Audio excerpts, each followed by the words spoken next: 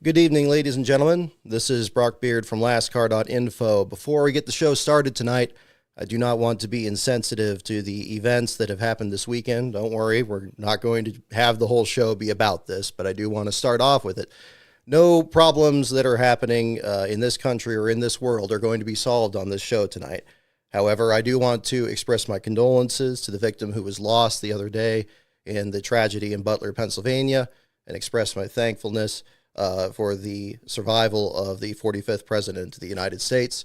But again, I also know at the same time here that at a moment like this, we're also looking for some escape from the worries of the world. And so we're going to be talking about racing tonight. So I just wanted to leave it there. I'm going to play the intro, and we're going to talk about Pocono. So stay tuned, folks.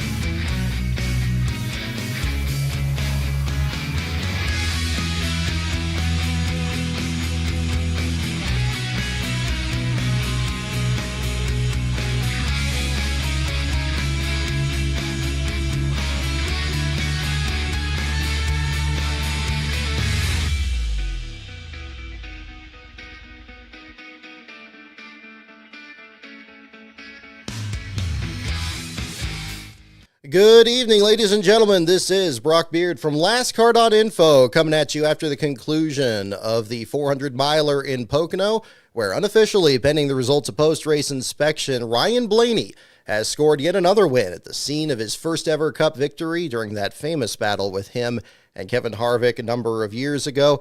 Again, a tremendous victory for him. We had the drinking phrase of the race come up again here with the 80 family members that was mentioned here at the same time during the broadcast there, but a tremendous run for him, leading 44 laps and outpacing Denny Hamlin, who seemed to be on the march towards his 8th win at Pocono.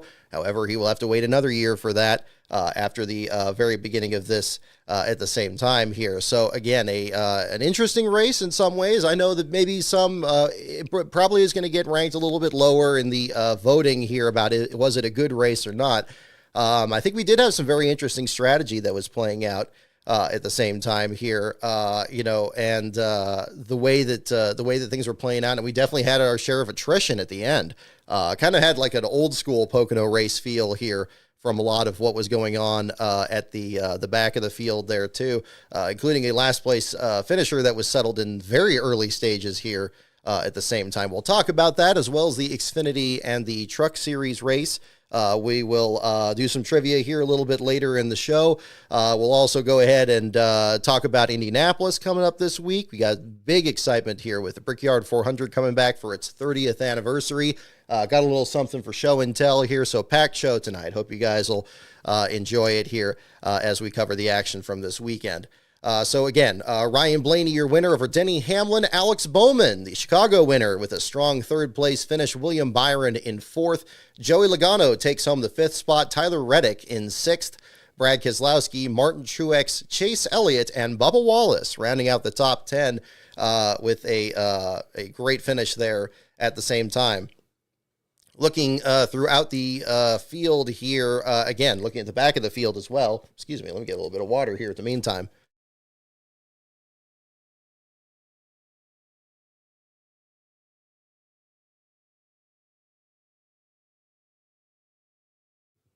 Ready. Don't need any or force feedback on the microphone here at the same time. I'll tell you what, this was a difficult race for the picks of the week here at the same time. I picked Ty Gibbs for this. I thought for sure he was going to be a favorite to pull off his first career Cup Series win at the scene of his debut, which was under those most difficult of circumstances where he was taking over for Kurt Busch. after Kurt's injury that ultimately cut short his Cup Series career. Ty Gibbs, I thought, performed very admirably in that first start. He was fifth in this race last year. He ran so well at Chicago last week, which is a race that I did not anticipate Gibbs was going to perform that well on, even though his first career win in the Xfinity Series happened on the Daytona road course when that was pretty much brand new to the circuit, if I remember correctly. But in this one here, I thought, he was going to have a good showing. Sure enough, he did win the pole. Didn't seem like he had the right strategy through a lot of this. He was, shuffled back in the pack and then up front. Seemed like a lot of drivers were kind of in that same position there from the beginning of the race here. However, at the end of the day, Gibbs ends up losing the engine. And I think this is something that's going to be kind of an interesting story looking forward. And actually, a couple of you guys pointed this out, even going back to Gateway and Christopher Bell's engine issues. I'd forgotten about that completely. The Denny Hamlin engine failure back at Sears Point kind of stood out so much more in my mind. But then also last week at Chicago for the Xfinity Series, a series of engine failures that, including the one that took out Chandler Smith in the opening laps of that Xfinity race. I don't know what's going on with TRD right now, if it's a bad batch of parts or some kind of just stretch of bad luck, but it seems more than coincidental to be seeing this happening, especially with, a top flight organization here. We haven't really seen a lot of engine failures, especially in the next gen car. I know I talked a bit about the Xfinity Series too, but, seeing this stretch here with, Bell's and then Hamlin's and now Gibbs's here today, in particular. I don't know how that's going to figure in going forward. I'd like to think that maybe it's something to do with preparing for Indianapolis, that Hamlin, I'm sure, in particular, is going to be loaded for bear to actually get his first win there after a blown tire during his battle with Kevin Harvick in 2020. Kept him from what seemed to be his last chance at actually pulling off the win when they were going to add the road course to the schedule at that track. I think that's going to be one of many great storylines coming up this next week to really be focusing on here. So we'll find out if that's the situation or not, but I think that should be very troubling for that team there in particular, because this is, again, we don't usually see engine failures in the next gen car, and we certainly don't seem to see as many engine failures out of Joe Gibbs Racing in the TRD programs there. Certainly not lately, at least in recent times. If there's any kind of an issue, if it's a mechanical issue, it'd be brakes like we saw with Christopher Bell in the championship race, or just a plain old accident that could wipe anybody else out of the field there. But I think that's another way to certainly look at that going forward here at the same time. Speaking of attrition, it started very early in this race. Noah Gragson, he did sound I was a little concerned, and I know there were a couple of people that picked up on this as well in his post-race interview, that he sounded a little, just unsure at what had happened, kind of just, at a loss as to why that car lost control. And he had a very hard hit to the outside wall. I'm sure the team was, the team at the track there was keeping a close eye on him there to check for concussion symptoms there. But he did seem a little bit just kind of unclear as to what happened. And he wasn't the only one. I mean, Ross Chastain, when he had his incident soon after that ended up dropping him to the 36th spot, I don't think it was so much concussions for Chastain. He just seemed just completely bewildered as to why the car got away from him and him getting into the outside wall. These ended up being pretty much the only incidents that kind of fell under that category, at least in this race here. We did have certainly a very controversial accident with started by Corey LaJoie and Kyle Busch. We'll certainly get into that here in just a moment. But Gragson ends up being your last place finisher, although I guess he said that in his interviews this week, there was a great clip that was posted talking about whether it should be Gragson or Gregson, that it sounds like, it should be Gregson, but I always remember hearing on the radio, and suddenly people just kept, pronouncing it the other way. But he said, look, the point is I'm the only Noah in the field. I think if you just say Noah, nobody's going to confuse him with anybody else. And so I think that's a big part of it there too. And that's certainly understandable. So Noah Gragson ends up being your last place finisher of this race here. First time the number 10 has finished last in a Cup race at Pocono since 1983 with Clark Dwyer, who was actually a Colorado native, much like Wally Dallenbach Jr. was. Dwyer finished last in a race that was sponsored by Like Cola. I believe in one of my interviews for JD McDuffie's book, there was a segment where somebody told me that it was like some kind of spinoff of like Tab or something else, long lost brand. I'm sure like the, the Commercial Time Capsule or one of those other accounts can probably comment much more on it there. But that was the sponsor back then. It just shows you how long it has been since the number 10 has finished last in a Cup race at Pocono, which is kind of surprising given the fact the number 10 is pretty much the most common last place finishing number across all three series, and one of the most in the Cup Series. I believe in this one here, it was the 40th for the number 10 in the Cup Series, which is not the most in the series. I believe the 66 still leads in this division, but still, regardless, up the rankings there too. But a very quick exit. Thought it was kind of interesting to kind of follow the car and seeing the challenge the team had, the tow truck crew had to try to bring the 10 behind the wall. They had a kind of an entrance short of turn 2. Looked like they couldn't quite fit the tow truck through, so they found another spot further down. That's what I love with the onboard cameras. I think that really kind of reveals aspects of the race that probably don't come up as clearly in these other circumstances. So really good to see, kind of another view of it, even if it is kind of a difficult situation where a driver has fallen out of the race in the very early laps, in this case, after 13 laps for the number 10 team there. Ross Chastain, as mentioned, ended up out of the race soon after with a pretty hard hit off of turn 3 and ends up in the 36th spot. J.J. Yaley was your last place qualifier. It's actually the 4th time that Ollie's discount sponsor has come on board there to sponsor him. I didn't realize that they'd backed him a few other times back at Rick Ware Racing. I usually identify that sponsor much more with when Blaine Perkins had it for that tumble he had down Talladega last year, or much further back to when Dave Blaney ran that paint scheme at Dover in 2004. But it's good to see a returning sponsor in the sport, and especially one that's actually willing to help out a really small program like the New York Racing Team, which we haven't really seen since the 600 when they finished last out there with steering issues. But Yaley this time listed unofficially with a fuel pump issue. That seemed to be very much a common issue that team had back when the next-gen car was introduced. Hopefully, it hasn't been a recurring thing that has cropped back up again. But regardless, he ends up in the 35th spot. And right after that, the attrition really stepped up, and we had a lot of other incidents. Todd Gilliland, apparently with a brake rotor failure that sent him into the outside wall in turn 1, dropped him into the 34th spot. And then easily the most controversial accident today, we'll jump into that there with Corey LaJoie and Kyle Busch. It does seem to be, from the replay first and foremost, as well as later on the radio transmission, that LaJoie turned into Kyle Busch coming into the corner. Now, Busch himself was taking a very aggressive move into the corner. They did a great job during this broadcast. The broadcast had fantastic production, as NBC really has shown since they've taken over the schedule here. The play-by-play still needs to catch up, but the production is fantastic. They had exactly the right angle for that restart to kind of catch on what was happening. You could see that Kyle was taking a very aggressive move into the corner there, trying to force something right on the bottom. Can hardly blame him for being that aggressive in this race, given that they had that oil leak problem this morning that sent him to the back of the field. So he had to drop all the way back. He was right in front of Yaley for the start of the race, put himself in a very difficult situation. But at the same time, they're, really trying to kind of make his moves up there. He snapped loose off of turn 3, almost hit the wall in the opening laps. Just seemed like he couldn't get a handle on actually getting up there, and track position was so hard to get in this race. And I don't blame drivers for being frustrated about that. I think Kyle was a very good example of dealing with that, and then the strategy on top of it. But Kyle made this move. It was going to be a risky one, but it seemed like, usually people were able to kind of move out of the way, or at least make room for somebody to slot back into line there, and he could have gained a couple of spots. Unfortunately, he ended up getting a bump there from Corey at just exactly the wrong time, and it hooked him up into traffic, collected several cars, completely wadded up Ricky Stenhouse and Ryan Preece. Harrison Burton got a piece of that there too. Could have been an even larger wreck, in fact. Actually, just on the outside lane, there was a stack up there with John Hunter Nemechek and Tyler Reddick. And I can't even imagine if there were any cars left over if something went sideways in the high lane there at the same time. So despite as messy of a situation as that was, it could have very easily been something much more. Certainly no love lost between Kyle Busch and LaJoie there. Busch very brief in his interview, as one would certainly expect.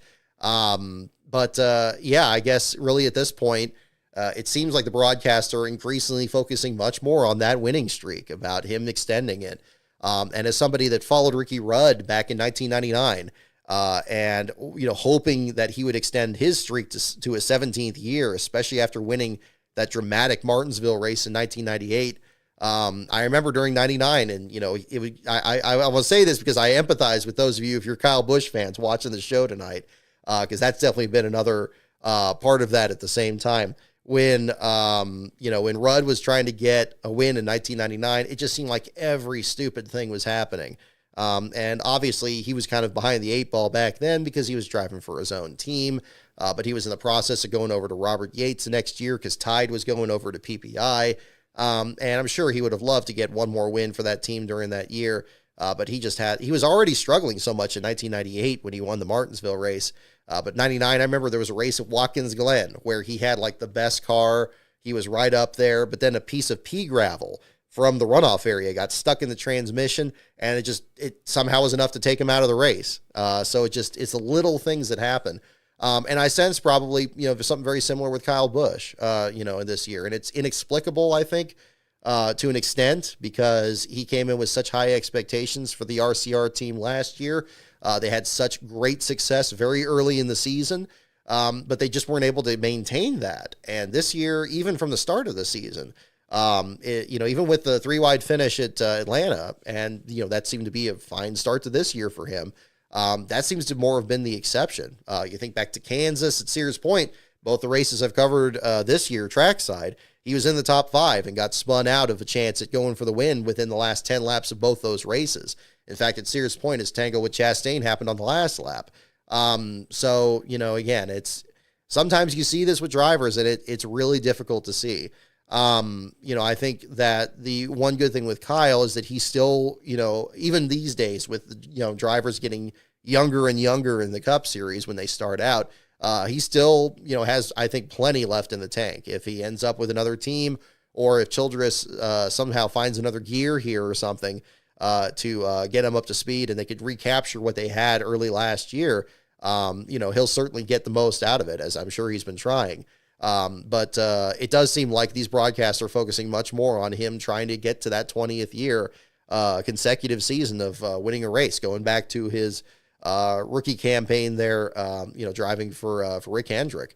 You know, it's a difficult situation, and I know there's a lot of pride on the line there. And, you know, you think back to 2020 when he won in one of the last races of the season at Texas, during that heavy mist race that happened, that got postponed so many days and so forth.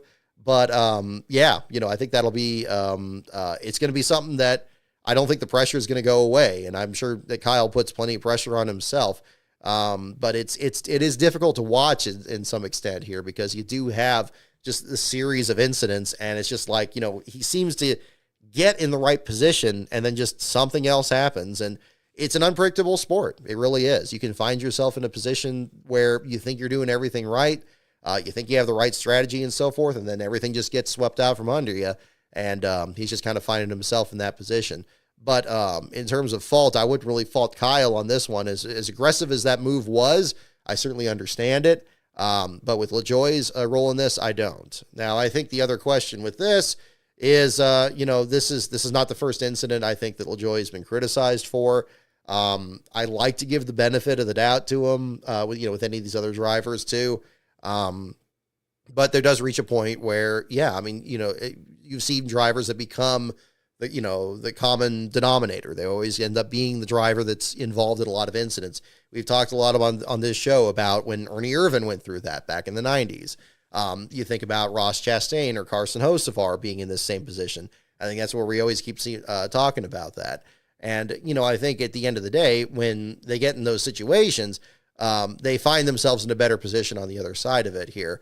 And I guess, you know, maybe for Ernie Irvan, there was a big moment where he actually did a public apology to the other drivers in the drivers meeting. And I think there are other ones where maybe it's one incident where it kind of goes over the line a little bit. I think Hocevar seems like he's calmed down a bit since all the craziness that happened in the Truck Series Championship last year. And I think he's come out the better for it. In fact, in this same race, we saw him make a pretty amazing save out there during the Kyle Busch accident that could have very easily turned into a mess out there, and, you know, seen him have some runs. I've really been, you know, somebody that's been very interested in LaJoie's career. I liked pulling for his father when he drove the MBNA car in 1995 And I know that he didn't really want to run in the Winston Cup Series, focusing much more on the Busch Series where he had all that success. And it's great to see a longtime family of the sport still being involved in the Cup Series. And, it certainly can be said that LaJoie has definitely had to take the longer road to get where he's been in this series. He has never really driven for a big team except for that one-off start for Chase Elliott last year. But that's a lot of pressure to put on somebody in just one moment. Whether it's driving for Go Fast Racing or for BK Racing and even Spire, even though that what Spire is now is very different from when he even joined the team a couple of years ago.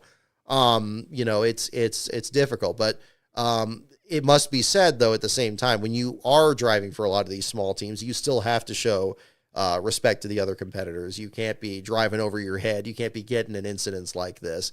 And especially after the sequence of events that we've had the last couple of weeks, including Hocevar himself, who, just had he was the one that had the penalty. Yeah, he was the one that had the penalty with Harrison Burton at Nashville. The deal on the back straightaway there too.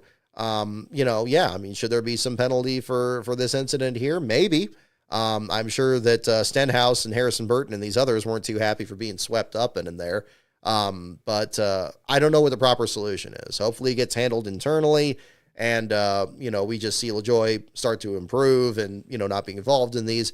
But, it does become a problem. And the sport has had this history where when a driver is constantly involved in incidents, if it's not anything the sanctioning body does, certainly the rest of the field is going to handle racing that driver very differently. We heard from Richard Childress, at least according to what was retweeted there during the broadcast, just calling him a weapon, the being involved in these various incidents out there. So it's an unfortunate situation and, of course, but I don't know what the proper solution is at all. I can only hope that maybe something gets worked out there at the same time. Let's see here. Looking else at the back of the pack. So Kyle Busch ends up 32nd after being involved in that accident. Harrison Burton, Ryan Preece involved in that one. Again, large amount of attrition here in the closing laps of this race. Zane Smith, who has had a really interesting streak of races these last couple of weeks. Zane being able to get that runner-up finish at Nashville. He was pretty solid at Chicago. I believe he led some laps in that race. This one here, he makes the second round of qualifying and has a fine showing out there. I don't know what on earth he has changed in these last couple of weeks. But it really, going through qualifying this past weekend, I'd say, he's looking to keep that momentum going as best he can. Unfortunately, in this case here, he ends up involved in an incident with John Hunter Nemechek down the Long Pond stretch there, and both of them involved in an accident there. So an unfortunate deal for the both of them there. At the same time, Zane Smith ends up with a 29th place finish. Hopefully has a chance to kind of rebound and get a solid run at Indianapolis heading into the Olympic break. Ahead of him is, again, Ty Gibbs, mentioning him earlier there. Disappointing engine failure after winning the pole. Cody Ware, starting his 100th Cup Series race in this event, ends up with overheating issues that drop him back to 26th position at the end of this. It was shown briefly that he was out there about 10 laps down in the closing stages, but ends up back in 26. Suspension problems for Daniel Hemrick. He came down pit road in the closing laps of the race there, and that left just 24 cars finishing under power in this one. And it's really hard to imagine. I know for probably younger fans that don't remember what it was like when you ran 500-mile races here. But it used to be that at 160 laps, the race was just starting to get going, and you would start to have a lot more engine failures and mechanical issues and just really high attrition that seemed to really favor a lot of veteran drivers. If it was a Dale Jarrett, if it was a Bill Elliott or so forth. Regardless, seeing this much attrition in a 400-mile race, especially one where it seemed, really except for the incident that Gregson had at the very beginning was relatively clean through the first two stages. At least it seemed that way. Things do change course very quickly. As to an anticipation for Indianapolis, I think that's going to be this. It's interesting to see this Pocono race back on kind of a traditional part of its schedule, where it used to be this Pocono race was kind of like the test session for Indianapolis. The Brickyard's always been kind of an interesting event in that sense because it's always treated as such a marquee event, and yet it's right in the middle of the season. It doesn't really have an off weekend before it, at least not now. You kind of have all this hype that's compressed into a very short period of time. for a major event. It's not like Daytona where things are spread out through even a long weekend like today, even though that schedule itself has become more compressed. But regardless, it's going to be, I think it's going to be a very interesting show. I think that you may see some of these aggressive moves like we saw during Pocono. I think this weekend we saw some very, very aggressive maneuvering around the track, some very, a lot of people using the entire width of the front straightaway. You always think about people fanning out to kind of size up other drivers, and you get those iconic shots. NASCAR Classics did a great tweet this morning showing the field going out 4 wide in different eras, and it really kind of captures it. I think I retweeted it earlier. But yeah, you definitely get that. These days, it seems like those moves are way quicker, and instead of just setting somebody up, they're actually actively trying to pass somebody in those. I think in all 3 series this weekend, we saw some very aggressive racing, and the production, I think, was of such quality that we were actually able to see a lot of it too, which was nice, because it ended up being, even to an extent, in the Truck Series race, even though that was on FS1. But I think that they definitely put on an interesting show out there, and I hope we get some kind of a show like that in Indianapolis, because of course, it being such a large track with such long straightaways and such tight corners, it could definitely lend itself to similar competition. So I'm very excited about what we're going to be seeing next weekend for the Cup Series. I still think the Xfinity Series should be at IRP like the Truck Series is. I think IRP puts on one of the best Truck Series shows that we see out of the entire season. I think it did do the same in the Xfinity Series. You actually saw a clip from it in the Country Time video where Michael Waltrip pulled off a win in the Country Time car there years ago. So, again, has a long history in that sport too. It'd be nice if that was kind of revisited again for the Xfinity Series, because they definitely make that kind of competition pretty exciting. Looking through the rest of the field here, Josh Berry in the 20th spot. We've seen Corey LaJoie mentioning him. He comes back home in the 19th spot there, 2 spots behind Carson Hocevar. Eric Jones, we saw a little bit of him in this broadcast. He was actually shown on the triple view there for Pit Road at one point, finishing in the 14th spot there for him. Chris Buescher, just outside the top 10, still looking to punch his ticket this year. Again, the point standings are going to be really interesting, and with Chastain's wreck and Bubba having a great finish, that certainly tightened things up a bit. We'll see how much tighter it gets. I seem to remember Bubba doing pretty well at Indy the last time they came out here, at least in the 43 car. Again, so long as the TRD figures out what their issues are, if they are experimenting for Indianapolis, I hope they have enough data now to at least figure that out. Because if that's not the case, they're going to end up having quite the long afternoon at the Brickyard here too. Yeah, again, I thought it was a solid race. May have had, pretty wide margin of victory there at the end, over a second there between Blaney and Hamlin. But regardless, sometimes you just have the driver just figures out the right strategy and gets up there at the right time, and they deserve to win if they can pull it off there. Usually a reversal of fortune there should be a bit more of a rare situation there. All righty. But we will see what's going on. Let's see. Checking out this. Oh, yes. I'm seeing some comments about this too, and I do want to talk about that at the same time. Rough deal there for the fans that were stuck in the traffic outside the track. Shades, unfortunately, of back what happened at Kentucky in 2011. I understand that there were a lot of fans that were still in the traffic jams coming into the track, even well past the first stage, and that's just the worst. That's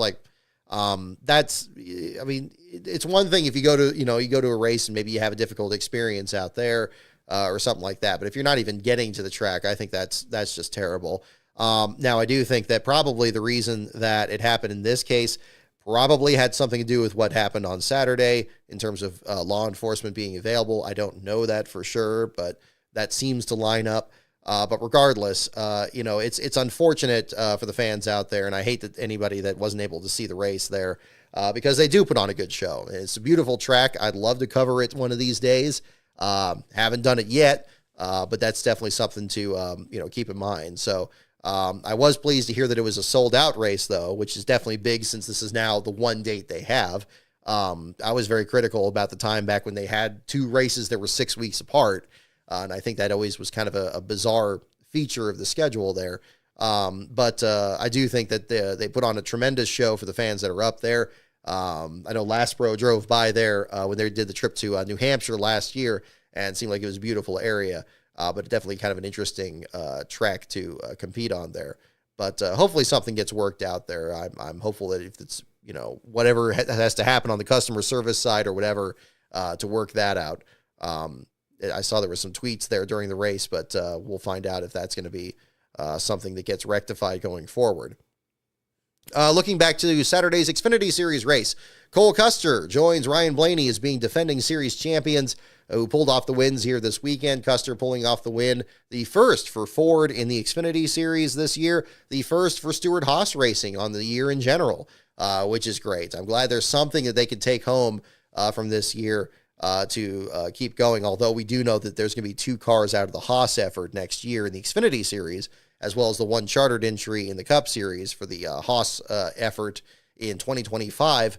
But at the same time, again, Custer with a great performance out there, beating a dominant Justin Allgaier in that event. William Byron in 3rd, Sheldon Creed, your pole sitter, in 4th, and Taylor Gray with a fine showing there in the Joe Gibbs Racing All-Star entry, taking home the 5th place finish there.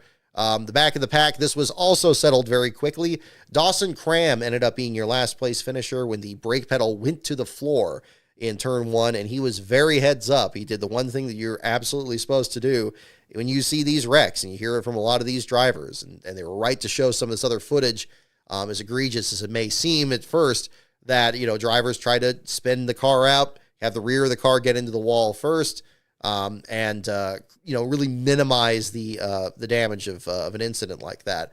You think back to the very serious accident that Jeff Gordon had in 2006, but in Cram's case here, luckily with the safer barrier and the advancements in the car there, Cram able to walk away, but it was a short afternoon for the Mike Harmon team, and it's an unfortunate deal for them, given the fact that this is actually really the first start for the team itself, although technically they had a few other races where they entered that car as the 32 when they had just a plain black car and finished outside the top 30 when Ryan Vargas and Jordan Anderson and Sage Karam were running it back in the spring. This was confirmed back over at Sears Point.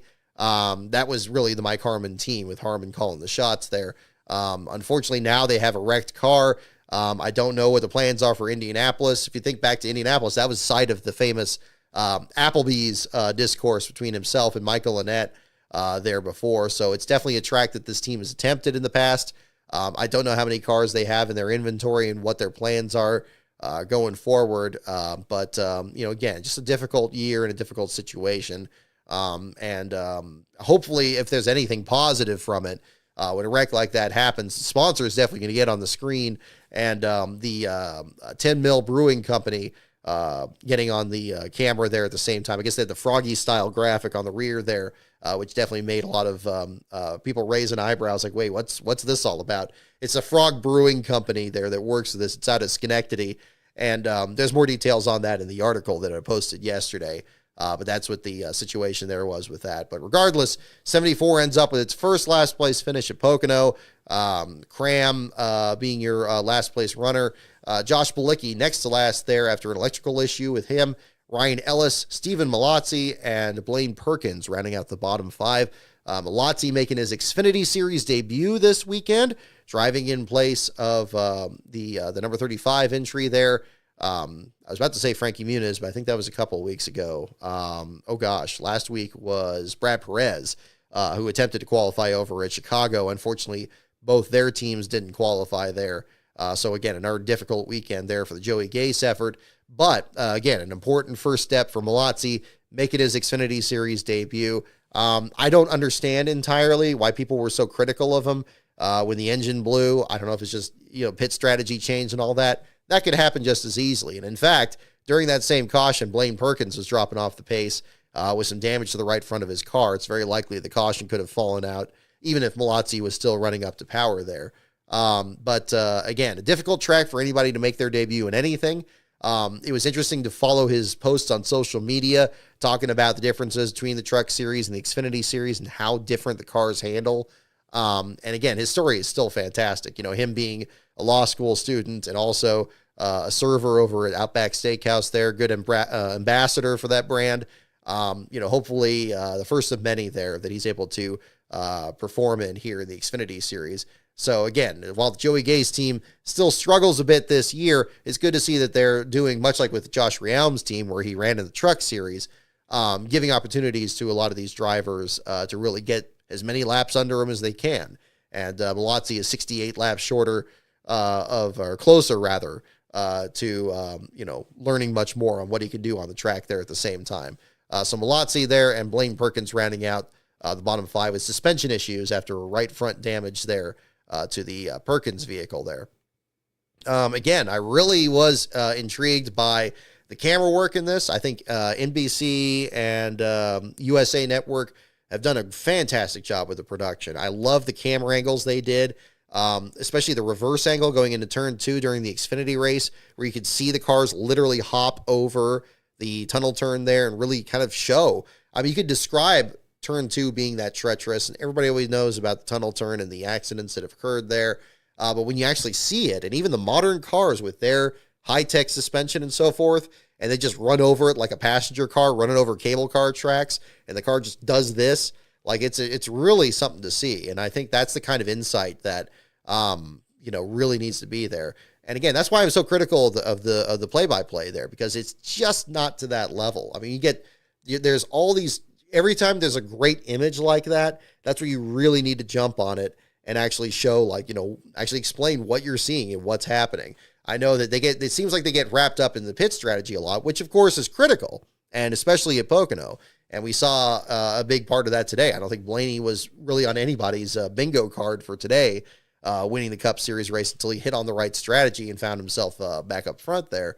But I think, sometimes just kind of pointing out the minutia of what you're seeing, and just instead of letting stuff slip by, or having something that you're seeing and just be like, I don't know what's happening. I don't know why this stop's taking so long. I don't know why this car hit the wall. It's like, no, find out, and the pit reporters need to jump in on this too. Used to be, if the booth didn't know, it's like, what's the problem, John or somebody on pit road, and they would chime in, and then there would be this exciting moment where the guy says, blown right front tire for this driver. He's come this far and he's going to have to make a pit stop out of the 3rd place or something. That was always so good, and we just don't have that yet.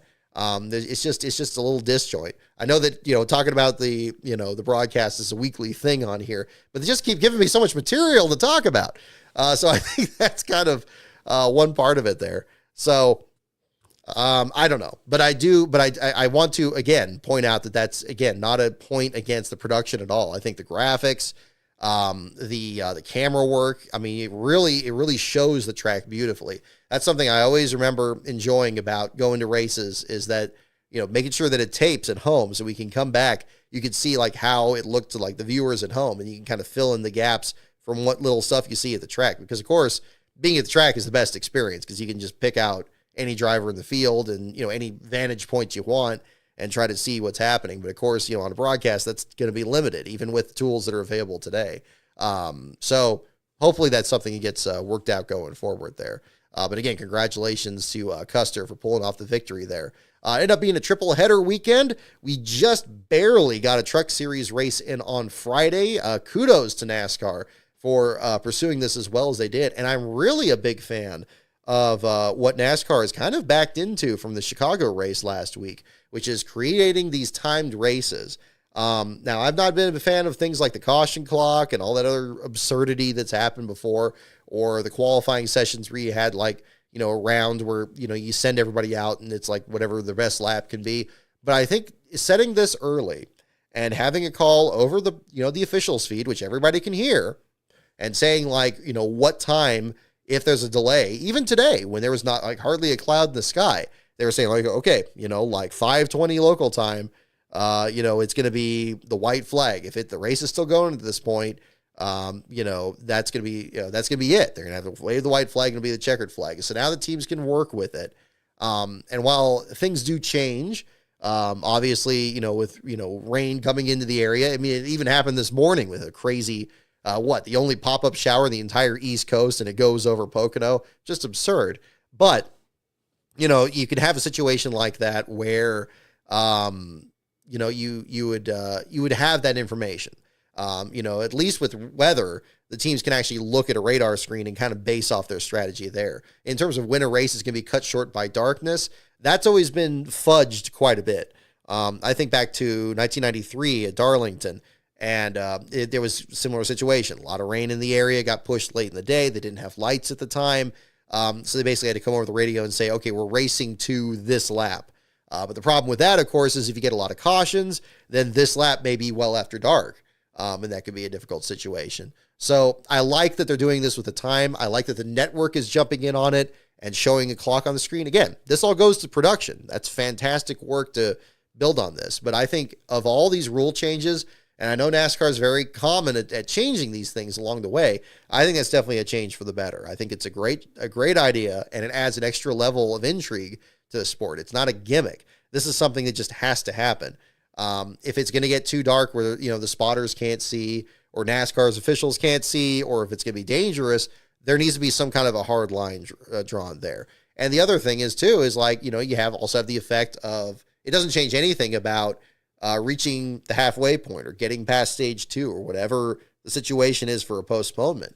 If things get to a point where they can't even get to that point by that time, then the race can be postponed too. It just creates less uncertainty because these teams need to figure that out. They need to have at least some information out there because that could have a tremendous effect otherwise. Some things they can't predict because that's just the way racing is. But, how dark is too dark for them to actually run the race? That's something that can be figured out. And I like that they're doing that. So I anticipate they'll do that at Indianapolis, and hopefully they keep doing that for other races that are at tracks that don't have lights, because you're not going to have a situation where they're going to be running these races, way too late in the day where nobody can be seeing what's happening.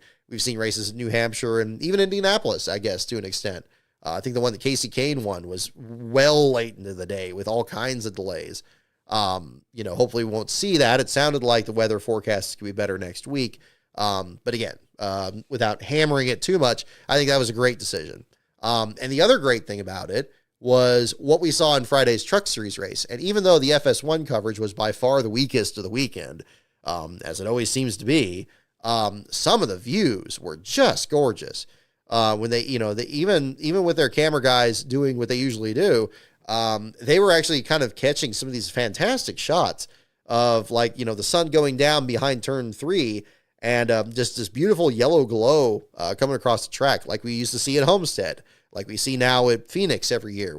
I remember going there last year, you have all these photographers staged in a line, getting those iconic shots of the cars rolling out of the garage area during practice. It's beautiful, because everybody knows that you're going to get this great shot where the sun comes right through the gap between the grandstands and the press boxes, and it just gets this perfect spotlight that just shows the cars, and you can see the dust kicking up around them. We saw that very much in the Friday's Truck Series races. Corey Heim pulled off another impressive victory, leading 55 of the 70 laps there. Very impressive. But I thought the imagery was great. I was surprised how determined the NASCAR was to get those last 8 laps in. But they did, even in that one, still set a time. They said, okay, look, by setting this time, they're going to try everything they can to get out there. I was very surprised how quickly they dried the track. It seemed like it was a much more sustained rain than what we saw this morning before the race started.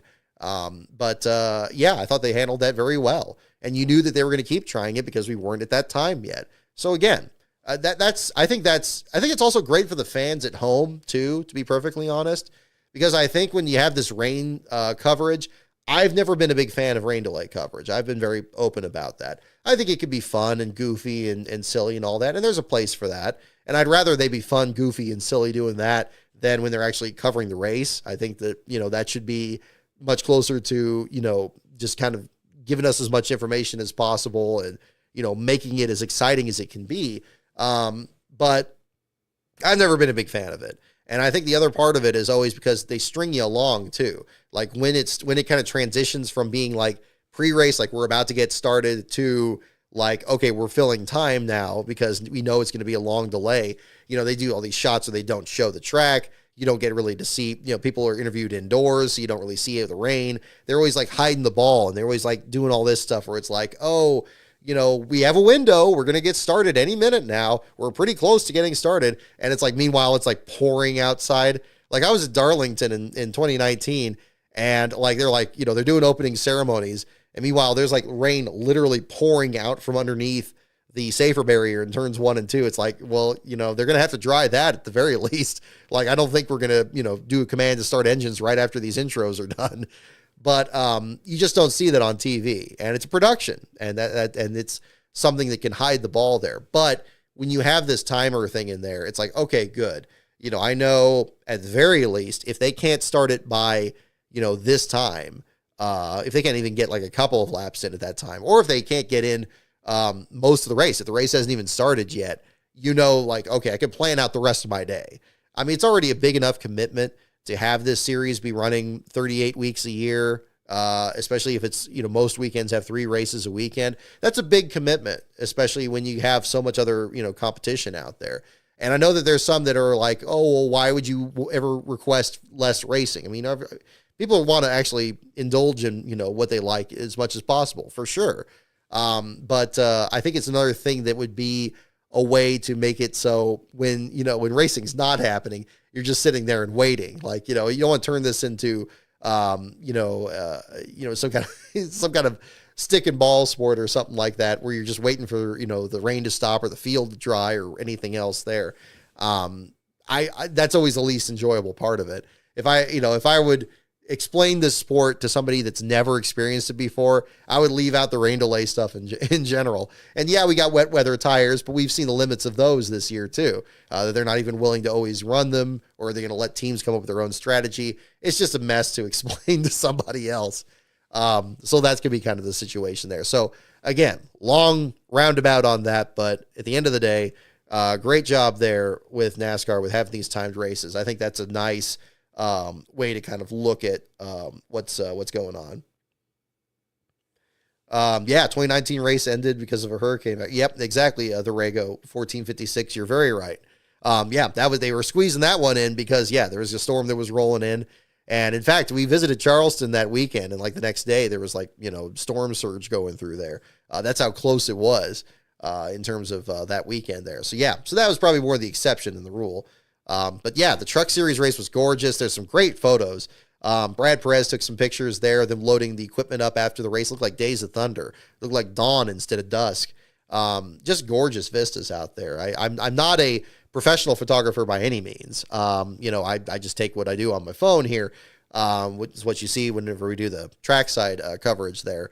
But it looks like this is a track that I think this was probably one of the more successful weekends for Pocono, just showing how beautiful the area is and how dynamic the track is, and just showing all the little intricacies of what was happening there. It may not be as remembered for the competition necessarily, although there were certainly some hair-raising moments, as talking with the Kyle Busch incident.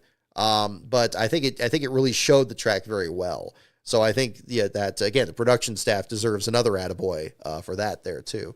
But Corey Heim pulls off the win. Grant Enfinger still looking to get his first win with this team, with the CR7 Cody Rohrbaugh effort, finishing in the second spot. Christian Eckes, Taylor Gray, and Ross Chastain rounding out the top 5 there. Chase Purdy, Stuart Friesen, Matt Crafton, Dean Thompson, and Raja Carruth rounds out the top 10 there. So great run for all of them. Matt Mills and Brett Holmes just outside the top 10. Mills almost got the lead at one point. Holmes with one of his best runs of the season there at a time where he's still scrapping for sponsorship there on the 32.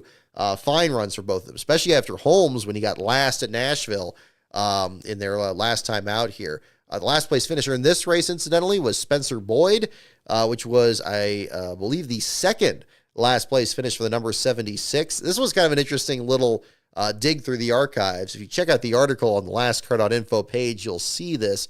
But the last time the number 76 finished last was at the inaugural Truck Series race at Sears Point in October of 1995. And if you look at the opening video of this, and again, TNN, which covered the race back then, the Nashville network, they did a really good job showing the tail end of the field during the pace laps.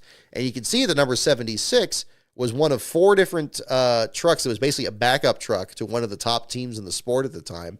This being the backup to Ron Hornaday's pole-winning truck, the number 16. And, the numbers were redecorated, changed it to a 76 instead of a 16, and then pulled off the track in the very early laps of the event there, along with the other 3 backup trucks. So they were the field fillers in the Truck Series. We talk about the field fillers in the Cup Series. They're very notorious with the Xfinity Series for a time as well. Back when you saw that with Jeff Green and Matt DiBenedetto and TriStar Motorsports versus the Racers, the Motorsports group, and those other groups there. But in the Truck Series here, yeah, there's another example of it even way back then when you would think would be like, oh, this is the peak of the sport. But that was a Truck Series just getting its feet under it. It had a field, I think, about 27, 28 trucks, and you had 4 of them that were backups. So that was kind of interesting to see that work out. And that was the only time the 76 ever finished last in trucks until last Friday with Spencer Boyd, and the first time that a hub failure was listed as the last place finish in a Truck Series race. Not the first time somebody's fallen out with that, but the first time that it's actually been a last place finish in the Truck Series here. This being kind of a weird situation where he dropped off the pace and then pulled down pit road. Sounded like he had trouble turning the truck. Then they had problems with the brakes, and they took off the wheel and saw something was really messed up behind the left front. They tried to work on it in the garage area. It sounded like they were going to come back out because there was somebody on the radio that said, "Look, don't break down the pit box on pit road because they want to get back out there and actually run as many laps as they could." 70-lap race here in the Truck Series is definitely a long one, as the delays definitely showed. But unfortunately, he didn't get back out there and end up being your last place finisher. Stephen Malazzi in this one dropped out after 22 laps, testing some setups for the Josh Realm effort. Still ends up in 35th. Brian Dozit, this was an unfortunate deal too, much like what we saw with Dawson Cram in Saturday's Xfinity Series race. Another small team, Jim Rosenblum's team, which has been in the Truck Series since the very beginning. They get in a wreck on the back straightaway. Zane Smith made contact with him. So there was actually kind of an interesting meme during the race today when Zane ended up in the wreck of the Cup Series race today. That's what it was referring to. Dozit was dumped on the straightaway there off of turn 1. Looked like he was going to finish, if not on the lead lap, within about a lap of the leader there and finish the race under power. Unfortunately, he ends up dropping out about 5 laps short of the finish and finishes in the 34th spot there. Sage Karam for the Floridian team gets 33rd, and Lawless Allen rounds out the bottom 5 there. Very low attrition, though, regardless. Dozit's actually listed as still finishing the race under power, despite the damage suffered both in that incident and an incident in practice where they had to actually tape the nose up there. It was a very physical weekend for him at a race that's really Rosenblum's home track up there in Pocono, this being FDNY Racing and their association with donating funds to families from 9/11.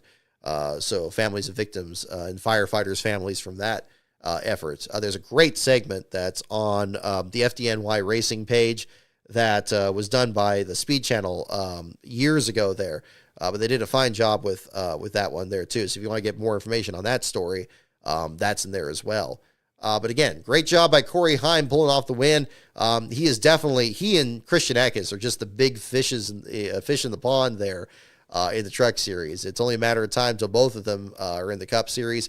Heim in particular, he's looking to, I'm sure, take that championship with authority this season after all the chaos from last year cost him a shot at really being able to pull it off in that race as well. But we'll find out what the story is going to be on that. So we got the Truck Series at IRP this week and the Xfinity and Cup on the big track. Again, I think it'll be an interesting throwback in a number of senses here. We already had a throwback weekend, obviously, at Darlington. We've had moments in between here, whether it was the Rusty Wallace throwback scheme at Iowa that Daniel Dye ran, or things going forward. But I think it's going to be a very exciting weekend, and I think a big moment for the sport, too. I didn't think I would miss the Brickyard 400. It did go through a very difficult patch there, especially after 2008, the tire debacle out there. I think that really let a lot of wind out of everybody's sails there. I think that the Gen 6 car really seemed to struggle at that track. But since then, we now have the next gen car that seems to really take tracks that maybe have not been traditionally the most competitive, with the Gen 6 in particular, and really put on a show. And I want to see what they can do. And if it could be another, big event out there, I think that would be fantastic and bring some luster back to this track, back to this event, really. And I like that they're calling it the Brickyard 400. Looking over the statistics, I was kind of getting a head start on the entry list article for this weekend, and it's just absurd. Like all these names, Crown Royal and Big Machine Records, they had sponsorship, and I'm glad that they were involved in it and that enthusiastic to sponsor the race because, I mean, that could be a challenge there too. But I'm so glad that they brought back the name, the Brickyard 400, because that's such a critical element of it here. It's not something that's disposable from it. And it should be, a prestigious event. It should have like a cool name like that, like the Daytona 500, like the Southern 500. And it should be treated like the crown jewel that it is. And again, may not have the most competitive racing from the latest era that we've seen, but I think we come into this with fresh expectations. And I don't think necessarily from this Pocono race, we saw something that was bad necessarily. And everybody's going to have, their own strategies and so forth. Pit road is still going to be treacherous. And I hope we get a big entry list too, because, we had last 40 car field we had was back we had the Chicago race. And then before that, I guess the 600, it'd be great to see it as a marquee event, really get the attention that it's due. It's almost too bad that it's right before the Olympic break, because if it were after, you could really hype that up through the Olympics and then have like a major marquee event. Southern 500 is almost in that position now, even though it's well off into the playoffs here, as being like another major event that's so much more significant to win. I mean, drivers want to win anywhere, but if you can win one of those, it still means something. Yeah, I think that would be really exciting. I see a question here, Austin, heading to Indy? No, not this year. I'd love to. I think it would be great. But I think that would be really, really interesting to check out one of these days. It's definitely on the list. I think in the Midwest will probably be where we'll kind of venture out, because I don't like flying that much. So we kind of drive to a lot of these races. We did that at Kansas. That was really enjoyable. We were able to make that work. I'd love to do Indy. I'd love to do Iowa. I'd love to do Gateway. We've done Texas before, but I mean, that's always a possibility again. Things like that. And I'd certainly like to go back to the East Coast, for some events out there. I don't want to exclude that at all. We'll see where, kind of our eastward expansion is going to kind of be heading, down the line there. So I think that'll be something to look forward to at the same time. Oh goodness. Yeah. Your hero's name here, 400 of the Brickyard, powered by bigmachinerecords.com. Lost in rabbit hole. Yeah, you're right. That was definitely another part of that, too. So, again, and I wish the Xfinity series were at IRP, because I think that was another thing that made the Brickyard so special, is you had to be in the Cup Series to run it. And you kind of had this other track nearby. Not that IRP doesn't have its own great history, but you kind of had that aspect of like, you succeed here and then maybe one day you'll have your chance to run to the Brickyard. I think once that barrier fell, what was that, 2012, 2013, that really, really did a disservice to it. And that was unfortunate, because I get it from a track promoter standpoint that you want everybody to get the most bang for their buck. But they're going to go to IRP if you're going to have racing out there. They're going to go and check all that out. And I'm sure there's something they could work out there too. But the Brickyard should be singular and special in that sense. And I hope that maybe this weekend will be a good step in that direction. So I am excited for it. I will not be there, but I am excited for it. And we'll find out who finishes last. If memory serves, I know the last time I did the last car track guide, which I've since discontinued because the schedule has just changed so much. The Brickyard 400 has not had a repeat last place finisher. I believe that's still the case. In fact, actually, I can check that right here. Let me check that. I believe that's still the case. And if that is the case, I mean, it'll be interesting to find out which drivers are still capable of actually perhaps breaking that streak.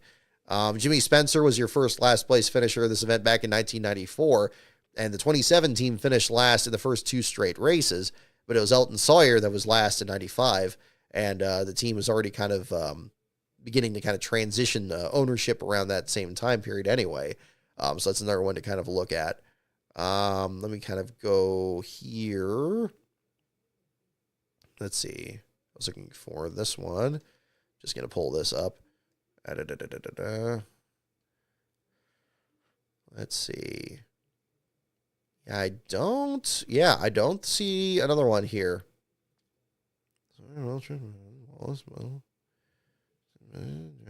Leffler, Jr., Waltrip.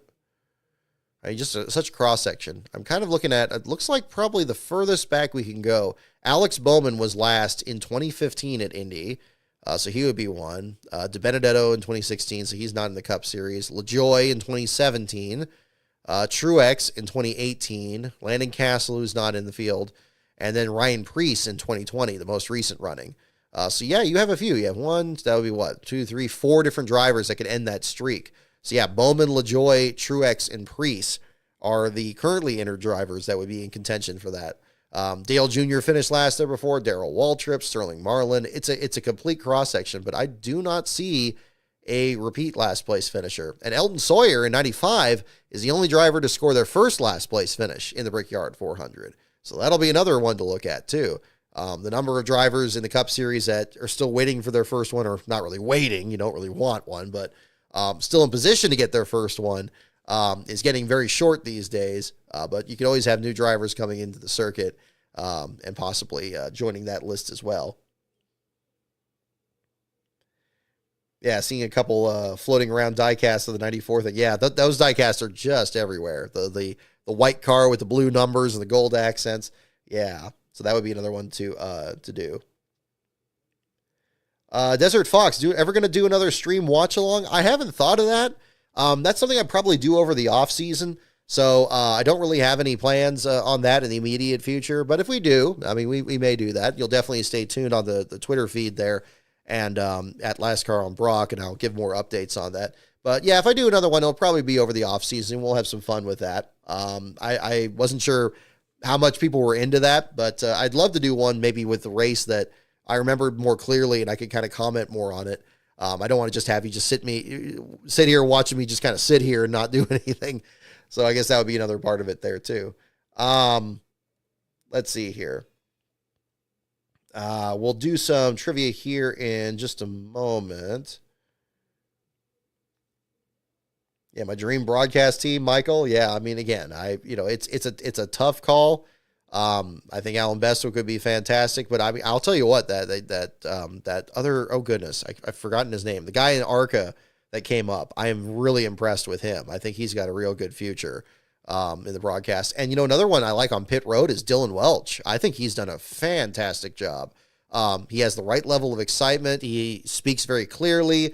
I think he really kind of brings things together on that side. And I've always been a big Brad Daugherty fan. I'd love to have him back in the booth. I think the NBC booth is searching for itself again, which I think is why the play-by-play has been particularly bad this year, is none of them are able to, they all have their kind of specialties.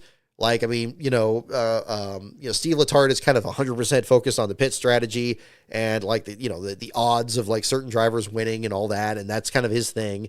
And it doesn't really encroach in on, Rick Allen reading off the numbers of the cars that, that are doing this, and all three of them, responding to, somebody going 3 wide. And Jeff Burton just seems like he's kind of repeating what the other two say. It doesn't really add a lot to it, which is unfortunate. But, if he had somebody else in the mix there, like, a Brad Daugherty or something like that, somebody could kind of fill the gaps in between. I'm not saying that it has to be 100% a stream of consciousness, because it's not the same as radio. But, actually kind of, make sure a big moment feels big. I think that would be really good. So again, it's kind of a long answer, but there's probably other things to look at the same time. Oh goodness, Beast of Metal, thank you for the super chat. My goodness, man, $20. Thank you so much. If this was discussed last week, so be it. But I recently saw a video about 123,000 views about the charters for the channel called More Perfect Union, which has about 623,000 subs, and it had some misinfo that made the RTA look less privileged than they are. I think I know the video you're referring to. Is that the one where it says like, this rich family is the one that's ruining NASCAR or something? I definitely did have some issues with that. There were definitely problems where, it sounded like it was saying like, okay, I like that it kind of got pretty close to bringing up the fact that small teams are disadvantaged and, the fact that they aren't able to get a share of the charter funds. And then like they also showed that, you know, they brought up Carl Long, and I'm glad they brought that up. And I'm glad they brought up that teams are still shutting down even though the charter system's in place. So it hasn't done anything to make sure teams stay in business. And I'm like, yes, you're bringing this up. And he's like, that's why the charter system needs to stay. And I'm like, what? Like what possible good is that going to do? If you lock in the current system with 36 charters, you know, first of all, you're not going to be able to expand the field. You're not going to be able to have more charters because nobody's going to want to give up their portion of the field. You're going to end up with what you have in Formula One, where, you know, it's just going to be that small group. You got to buy in by buying one of those teams. It used to be that you could put together a team from assets from a team that's closing down, but now you have to, and you have to, on top of that, pay this extra fee to get their spot, which is their charter. I didn't agree with that. I don't want to go too far into that because that'll just end up going into the same discussion I always seem to have whenever the charter system comes up. But yeah, I liked that it brought to light some aspects that nobody seems to be bringing up in the charter discussion, which again, the teams that are not chartered and the fact that teams are shutting down still. I'm glad those two never seem to get brought up. And it's a big blind spot, I think, that has negatively affected any discourse on charters. But I do think that it showed some casual. It was definitely from a casual point of view that didn't really understand. First of all, the buying and selling of charters, which was a massive element to it, and all of that happening. He didn't even really address that. That was disappointing. But you know, and just other aspects to it from there. I'd have to rewatch it again. It's been a while since I've watched it, but I remember that standing out quite a bit. But thank you for bringing that up, Beast of Metal, and thank you for the super chat because, yeah, I'm glad there's some discussion about it, but I do agree that I don't think that it's showing the proper power dynamic. I do think that probably the best solution going forward would be a situation where NASCAR would give up some more money and pay more incentives to these teams, whether it's something where you reward a team for improving or maybe reward a team for running the full season, kind of similar to what we had years ago. You know, but I know that NASCAR on their side probably is holding on to a lot of this money, saying like, we want to go international. We want to build a track in the LA Coliseum. We want to do the street course, all these things that cost just a ridiculous amount of money. I'm sure that of course there's a portion that's going in their pocket as well, but I can see from their standpoint probably why they would not want to give up a lot of that portion there either. But I think the end of the day, you know, it's like, what's more important? Putting on like really crazy wham bam, kind of gimmick events, or making sure these teams can stay in business even if they don't get a lot of sponsorship, or, you know, maybe kind of, you know, leveling the playing field as best you can, especially when you have a spec car over there. There's probably something that could be leaned much more towards the teams. But I don't know what the proper split of that is going to be. That just seems to be what the balance is going on here. And it's unfortunate because I think they both have some, you know, some point to contend for their side. And I'm not exactly sure what the best compromise is, you know, and I think, you know, there's other outside forces that are making this difficult, including, you know, the fact that one sponsor can't cover a full season for a team anymore. I never thought that we would have a point where even Denny Hamlin with FedEx wouldn't be that wouldn't be his scheme the whole year. But now you got Mavis Tire and Brakes, and you got these other companies coming on there. And it's like, wow, I never thought that would be the case. Now you don't have the concept of a primary paint scheme is almost gone completely, because everybody's just taking a couple races here and a couple there and so forth. And it's no different from the small teams. And that's problematic for sure. You know, so again, I think the best case situation is one that allows these teams to operate, that allows them to make some money, whether it's off, licensing off their likeness or anything, at least where they're not losing a ton of money. The fact that Hendrick Motorsports is losing money, and so forth, and they're trying to cut this and that to try to, stretch things out, that should be concerning. I don't think that's an issue of waste so much, but, and at the same time, yeah, I mean, how much money does NASCAR need to do their side of it, especially when NASCAR owns a lot of the tracks and the tracks portion of it overlaps? I mean, that was another thing I think the video did do a decent job of showing, because you can see where there's a bit of a conflict there too. And I can see where the teams would get frustrated with that. So again, I don't want to go on the show here and just make it sound like it's the most obvious solution there. But I think that if there is going to be some compromise, it probably is going to have to shift from NASCAR to the teams. And whether or not they've opened Pandora's box here with this RTA thing and letting that go through, that's going to be the real question on that too. Clint Will, thank you for your comment there as well. I see yours on talking about Pocono sitting as high as you can at the finish line. That's good advice, so thank you. Team 54, thank you for the support there as well. I hate that I wasn't any good luck for your for Ty Gibbs here this week. I thought for sure he was going to pull off the win there, but unfortunately, I guess bringing the shirt out here was not really that good of luck here at the same time. I'm going to kind of do things a little bit out of order here. I want to do a show and tell here. Speaking of which, I wasn't sure what shirt to wear today. I almost was going to wear this with, I picked this up recently from Bubba Wallace's shop, and I really love this design here. I wanted to bring this up also in the topic of brand activation after the Country Time Lemonade thing. This is just fantastic. I love this. Let's see if we can get it on the camera here. Kind of the imagery, you got the McDonald's sign here. You got kind of the pit crew shot here, kind of tied in with the drive-through and all that. This is just wonderful because this really reminds me of that level of brand activation in the 90s and really trying to integrate that kind of thing with the cars. I mean, it always seems to me like this should be like the easiest marketing to do as a company if you're sponsoring a team. It's just kind of show off how cool this partnership is and have fun with it too. I mean, there's plenty of talented artists, Harris Liu, and Ryan Daly and so many others that are capable of making these graphics. It's the willingness of anybody of these companies to sign off on it or to have the vision to know that they need to do that. And I think that's a fantastic job. So I had to pick this up. I thought they did a great job on it. It's over on the Bubba Wallace store. This isn't a sponsored segment at all for anybody curious. But again, even the detail on the front, even though it's on the back, it would be better if it was on the front. I'm still very standoffish on that. But I mean, if it had to be a small icon on the front, this one's pretty fun too. So I was going to wear this today because I was very pleased with the reports this week with Bubba Wallace, just sounding like he was in a better positive mindset here after the $50,000 penalty this week.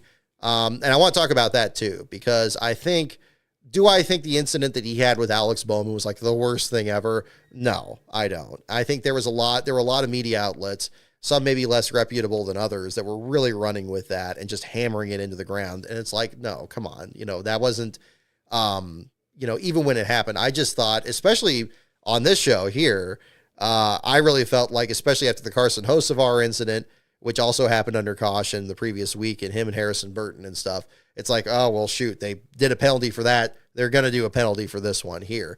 And yeah, if they really wanted to, they probably could have done one with Chase Elliott and the Suarez thing too under the same one. A little bit surprising they didn't do that. Did it need to be a points penalty? Did it need to be a heftier fine? No, I don't think so. And Alex Bowman himself, and I hope this was factored into it, didn't mind what happened. And, again, you didn't think anything of it. I do think that objectively it was a little bit more of a dangerous situation since the window net was down and, it was on the cool down lap, and that could be a risk of something more serious happening. Thankfully, it didn't. And that's probably what they were responding to more than anything. But regardless of motivation, I was glad to hear from a lot of his media availability this week and even his post-race interview as well, that he sounded like he was in a much better mental state. I know Bubba's been very open about his mental state in the sport. And I thought it was not an easy thing for one to do, to kind of admit that somebody has just kind of been barking up the wrong tree. It's like, man, I've been kind of a jerk lately. I thought that took a lot of humility and a lot of courage, honestly, for him to do that, and self-awareness also. While I don't think that maybe it was necessarily something that that needed to come to that point, I'm glad that he's in a better state, there, and I'm glad he had a good run today. I think that's also a good trend there, and I would anticipate that. I would say that of any driver in the field there too. So hopefully that's going to be something that is going to be a continuing progression as we get to the late part of it. I wouldn't blame him at all for being stressed at this point, as anybody else would that's on the bubble trying to break their way into the playoffs. We saw how frustrated Bubba himself had been in Michigan last year. when he had a near win just kind of slip out of his grasp there at the end. But he still had a fantastic run and still was challenging for it there at the end. Again, it's a difficult situation. But again, it's good to see, drivers trying to, weather this as best they can. I don't know if this is maybe there's some overlap here with what happened with LaJoie today. If there's something else that's going on there that they're working out. I can't imagine to know what's going on at Spire Motorsports with all the changes that team just constantly seems to be going through with their expansions and acquisitions and so forth here. But maybe there's something to be said from that there too. But again, kudos to Wallace again for having a good run and a great design on this one there too. I thought that was pretty hip. I just brought this one out here because I had Ty Gibbs for my fantasy pick and had to rub it. I was getting ready to rub it in Last Bro's face, and of course it blew the engine there today. So I probably should have worn this one instead. Maybe for Indy or further down the line here too. Let's see.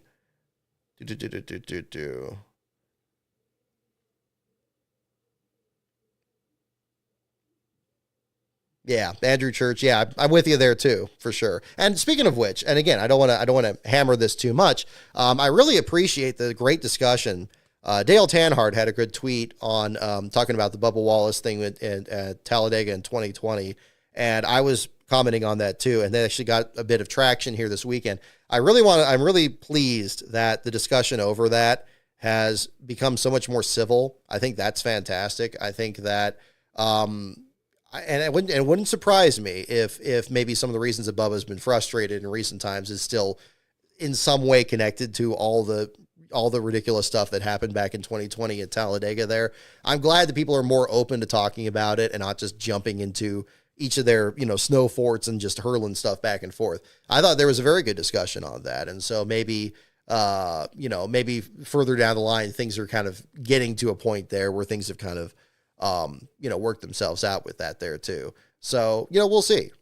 And of course, winning is always the best antidote to that too. And he's got some good tracks coming up. Again, I think where was Bubba at Indy? I don't want to, he had, I thought he had at least one like top 5 or something there.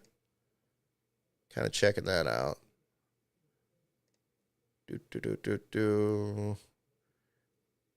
Indy, yeah. Oh, yeah. Only 3 starts at Indy, 1 top 5 and 2 top 10s. He finished 38th. Oh, that's right. He had a brake failure that first year. Oh, my goodness. I forgot about that. Okay, 38th. He was 3rd in 2019 and 9th in 2020. And, of course, those are all the runs before he went to 2311. So, again, if you're looking, I don't mean to turn this into Dirty Modo or something like that, but if you're looking for, somebody that's going to get a good finish, maybe that would be one place to look, especially after the top 10 today. I'm actually might consider that on that end too. So we'll find out. All righty. Let's see here. We talked about the trucks and Xfinity, kind of did that. We can go ahead and jump into, oh yeah, Random, how was seeing the big boy? Oh, that was fun. Oh my goodness. Yeah. I really enjoyed that. Kudos to Last Bro for following up on that. He's much more into railroads than I am. And luckily we had some cooler weather that day. Oh my goodness. I have been absolutely exhausted this past week here. We had triple digit weather this entire week. And it was, I don't know. We had problems with our air conditioning at work too, which was a problem. And I think whatever drained out of me on that day, I just haven't been able to get back all this week. But on Saturday, yeah, we visited the big boy, the famous Union Pacific locomotive when it did its whistle stop over in Roseville, which is not far from here in Lascar headquarters. It takes, for those of you who don't know, it's one of the largest steam locomotives ever built back in World War II. It's housed over in Cheyenne, Wyoming, and they do these whistle stop tours like every summer or so. They bring it out, bring some other engines, and they literally just drive it on the rails to these different places for people to look at it and learn the history of it.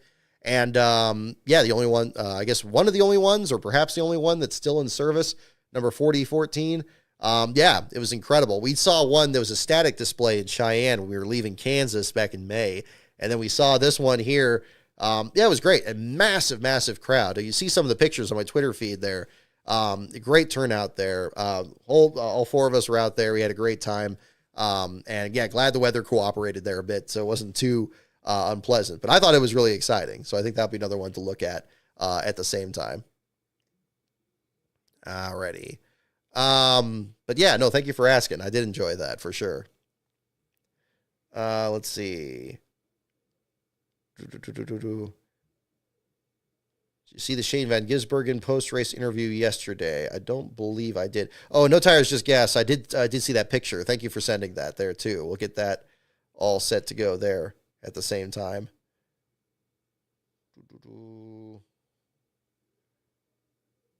Alrighty. Okay. We'll do some trivia questions here for the latter part of the show here. Oh, goodness. I didn't know we were already up to an hour and a half. Okay. Great. Well, we will do some questions here for the latter part of it. And if you have any other questions that I haven't covered here from the show tonight or any other stories, I'll check my phone here for some notes here too, because I know I have a good amount of it, but we'll talk about that at the same time. Let's see. Where are we got? Okay, I talked about the Bowman penalty. Excuse me, talk about the Bubba penalty for the Bowman incident. Okay, we had a couple other bits of news here. Haley Deegan out of the 15 car, Josh Berry in there. I know that Berry had a lot of problems with cut tires in this race. I don't think that was necessarily, that wasn't his fault, and certainly not Deegan's. Something was going on with the team, but they didn't have that set up there. We saw that Joey Logano had that great run in Chicago last week when he finished in the top 10, and Deegan left the team, and Berry ended up being the driver, at least in the short term here. I really felt when we talked about this on last week's show that one race wasn't going to be enough data to figure out if a driver change needed to be made. Clearly something else was either something else was happening there, or everybody involved in this had, saw all they needed there. And Deegan's out of the 15 car for the rest of this year. We've now seen her turn up at IndyCar. She ended up in Iowa this weekend with looking at Indy NXT teams and IndyCar teams out there. Could something be starting there? We'll find out. That would be interesting. I think at this point, any success she's able to have would be great. I'm glad she didn't get just shoved into the Cup Series here in a situation where she'd struggle even more, because it has been a struggle in the Truck Series, and it's certainly been a struggle this year in this Xfinity program, which is so disappointing after the deal that happened with her debut at Vegas a couple of years ago. I think maybe trying a different change of scenery and figuring things out. She's always had a very diverse motorsports background, doing off-road and all that. I think that this would probably be a great idea. Just try something else and see if it takes, because you never know what's really going to catch your fancy. She has the passion for it. And I think she's aware enough of her brand, of her identity, that she's not going to let it, she's not going to just put herself in a situation that's going to do damage to that. At least that's the way I feel. So hopefully things get worked out that way. But that was definitely a big part for her. Noah Gragson, your last place finisher today in the Cup Series, again, pending post-race inspection. We heard he's now going to land a ride over at Front Row Motorsports next year, which means that 3 of the 4 Stewart-Haas teammates now have rides in the Cup Series next year, with Briscoe taking place of Martin Truex, with Berry taking over for Harrison Burton of the Wood Brothers, which I think is a really good blue-collar mix. I expect them to really take off. And then Gragson here in the third Front Row Motorsports car. I think it's going to be interesting. I'll be interested to see which numbers they pick too. I know that the initial reports sounded like they weren't necessarily looking at 34, 36, 38. I don't see them giving up 34 or 38 because they've just had those as kind of legacy numbers, especially the 34 going back to even their Mach 1 Incorporated founding back in 2005. But it'll be interesting to find out there at the same time. And the Truck Series, kind of a parting shot here from the Truck Series thing, but I have to point this out because I wrote it down and it really kind of bothered me.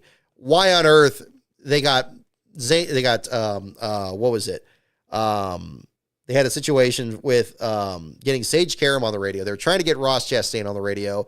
It was probably a sponsored segment because they were looking for Ross Chastain. They want to do that, that absurd stuff with the CB radio. It's like, hey, how you doing in there? How's it going out there?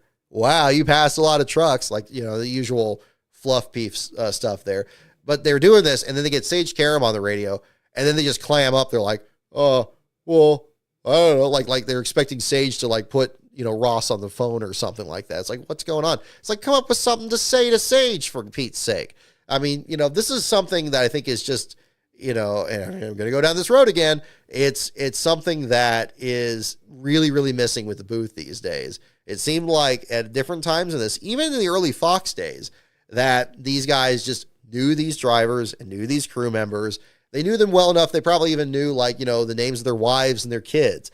They knew, what teams they'd worked for. They knew their history. They knew their families.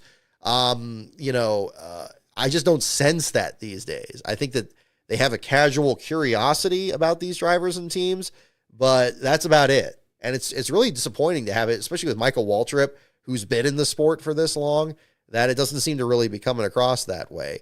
So that was too bad. I mean, if you got Sage on the radio, ask him a question. It's like, look, he's a local driver. He's run here in IndyCar. I mean, even if you don't know anything about him, say you're just in this situation, you're covering a series you're not familiar with, just ask him how are things going out there? And then maybe the person will jangle something loose and you can think of something else to ask him.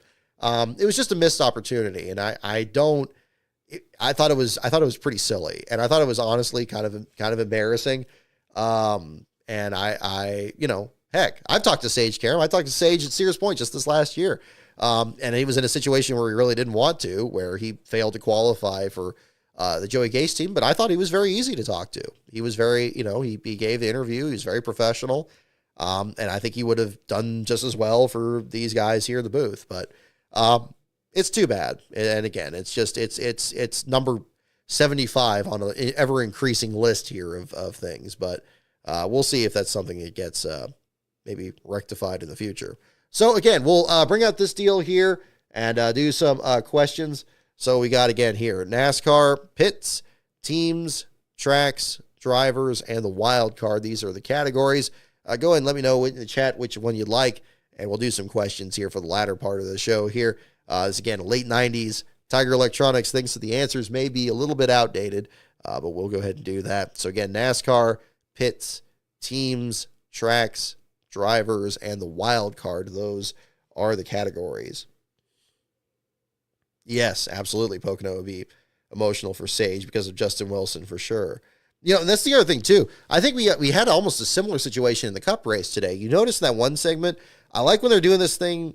I think that embedding the pit crew members in the pit stall on the pit boxes is a little awkward because obviously the crew members aren't going to really want them there. And I think these crew members are best when they're kind of not anchored down to one of them, that they can kind of go between, because they always have a section of pit road they cover, and they would kind of be able to bounce back and forth. And maybe this team's going to be big and this one isn't. And I don't blame them for trying something new. That's nice. I'm glad they're showing that shows a willingness to change if something's not working. But I think in this case, it's kind of fixing something that's not broken. They can go back and forth. Even Fox, for all the problems they had, did a good job of featuring these pit crew members and showing their personalities. I thought that was actually probably the only positive note I really had from Fox this year. And NBC's trying to one-up this a bit by doing this embedding the reporters thing, which has been okay. It's been okay. And they're trying to do the driver the profile thing and the history of them. I thought it was kind of a missed opportunity when they brought up that this one person knew Ted Christopher, and just kind of left out the fact entirely that Christopher's no longer with us. TC's passing, I think, was massive in the modified NASCAR modified community there. I think that was probably something that, you don't have to make the whole segment about that, but I mean, if you're doing one of these personality segments, I think that could be another thing that's kind of just part of it. So I don't know, but yeah, mentioning Justin Wilson wouldn't have been the best thing at that moment. I wouldn't put that at the top of the list, but him being a local driver, him running there in IndyCar, and him, driving Floridian Motorsports, which itself is a brand new team as well. I think that's another one to certainly look at the same time.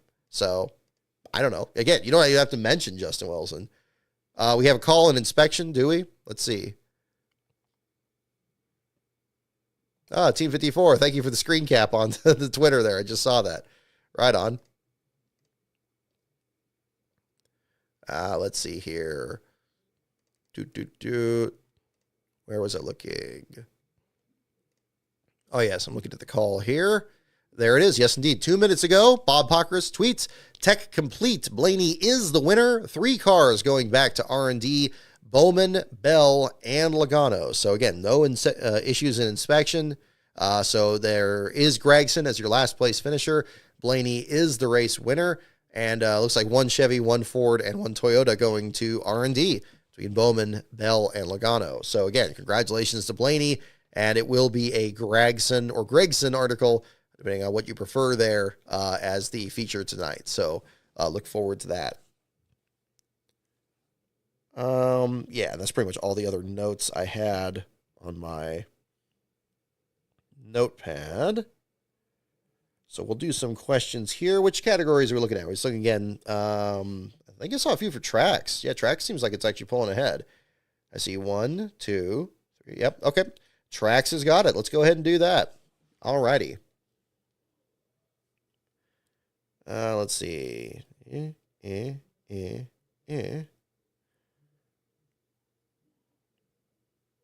Alrighty. Ooh, here's a good one. This is a good one to lead off with.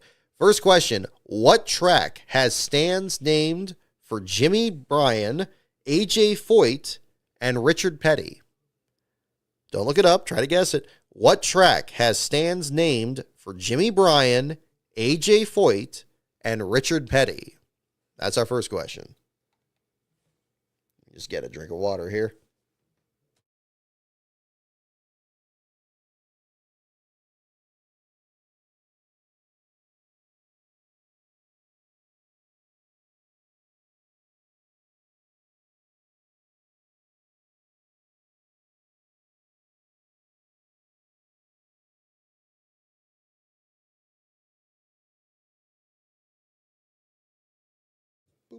Alrighty, let me read that again. What track has stands named for Jimmy Bryan, AJ Foyt, and Richard Petty? Our guesses for Indy and Phoenix and Daytona.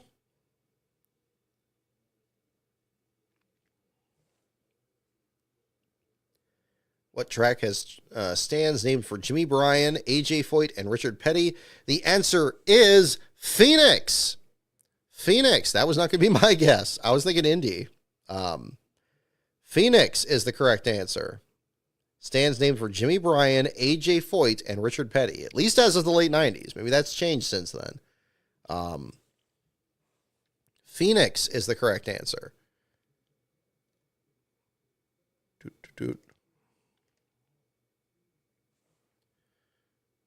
Alrighty. Okay. Ooh, okay, here we go. Here's a geography one here for you guys. So here goes a good one. What NASCAR Winston Cup track is 250 miles from Bristol and 237 miles from Charlotte? Okay, don't look it up. I know it would be very easy to do that, but no. What NASCAR Winston Cup track is 250 miles from Bristol and 237 from Charlotte? That is the question.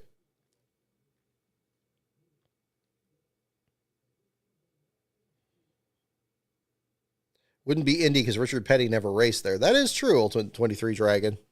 It would be funny if they did. He did do a practice lap there in 93, but not in competition. That is true. What NASCAR Winston Cup track is 250 miles from Bristol and 237 from Charlotte? While you guys are filling this in, I will give you an update again on the videos that I'm working on here. Definitely get some questions about that. I really enjoyed the Country Time video, but we are well past moving on to the next project here in the meantime. What I'm working on right now is I'm trying to get the next couple episodes of 500 Days together. The script to the Texas episode, which will be the next episode, is pretty much done. I want to revise it one more time before I record it, but that is pretty much one of the ones that's next up to be done. The script to Martinsville, which will be the episode after that, is also nearly done. I actually just finished watching the Truck Series race this week, which will be part of that video. The only thing I need to do now is watch the Cup Series race, take notes on that, add that to the end of the script, and then at least the rough draft of that will be done. While that one is completed, I also plan on completing the next episode of Rise of the Field Fillers, which has a script whose rough draft is done. I just need to weave in an interview to make sure that that's part of it, because it had some other information in there. I want to make sure that all that's correct and nothing's like repeating itself or anything. So that one is nearly done. So my plan is that probably in the next coming week, probably over either at the Olympic breaks at the latest, I want to record at least one of those 500 days scripts and the next field fillers, have those in the chamber. So I'm kind of starting to edit those. And then in the process, while I'm doing that, edit the next 500 days episode, get that one ready, and then kind of get a chain reaction going. I feel like I more or less started that with the Kawicki project, because the Country Time video was pretty close to being completed at that point. But I'm hopeful that this path is going to allow more content coming up here. So stay tuned for that. I got some good stuff that's coming up here. I think it's going to be real exciting. I've always really enjoyed both those series, so I'm really anxious to kind of get those back rolling again, because I have obviously plenty of episodes coming up for 500 days, and still have a good number for Rise of the Field Fillers. I got some people, I sensed for the comments, people thought that the series was over or very close to it. No, not yet. So you will find out very shortly, hopefully very soon. Thank you, Beast of Metal, as well. Thank you for bringing this up as well. There is a new video that NASCAR Man has produced there as well, that has been shared on the Patreon at the same time too. That one is going to be coming out very soon. I won't spoil it here, but it should be out very soon. So those of you who are big fans of NASCAR Man Histories videos, if you want to check it out tonight, it's in my Patreon for members $1 level and up. If you want to see it after the show tonight, you got that to check out. But other than that, I should anticipate a video on his channel very, very soon. So those of you who are big fans of the channel there, but maybe you're not in the Patreon here, don't worry. You're going to have some new content on his channel there very soon. He does wonderful work over there. I really enjoyed narrating this particular script for him, and I hope that that comes across here in the finished product. So yeah, it's going to be a lot of fun. So we got a lot of stuff that's coming up here. That's, again, another big focus for this summer. I'm actually glad we're having this Olympic break, because I'm hoping that I'm going to be spending a lot of time doing some video editing during that time period there. And I think that'll be good. And I hope to get as much content pushed through at that point as possible. So we'll certainly find out.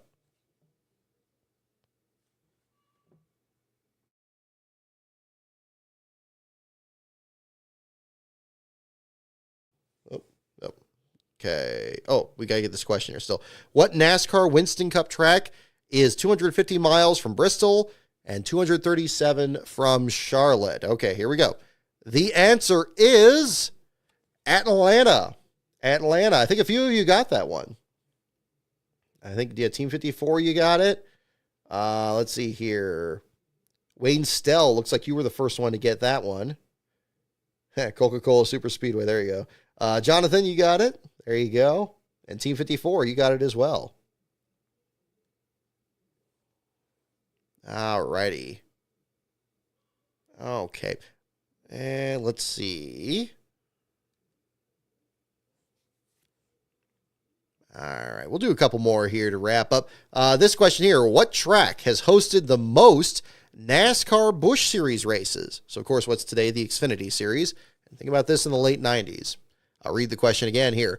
What track has hosted the most NASCAR Busch Series races as of like 1998, 1999?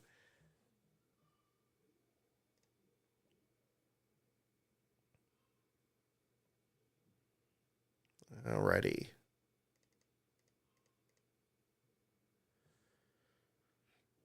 Reading it again here. What track has hosted the most NASCAR Busch Series races is the question. Oh, it's buffering? Oh, no.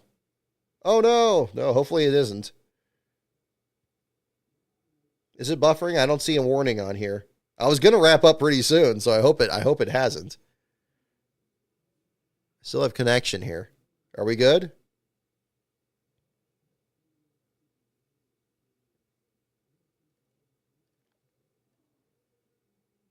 Oh, Wayne Stell, you were the only one to get the Phoenix question. Yes, thank you for reminding me. You did get it.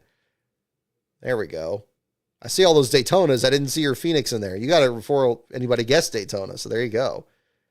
So yeah, Wayne, you're rocking it tonight. Buffering. Okay, that's not good. Oh, my goodness.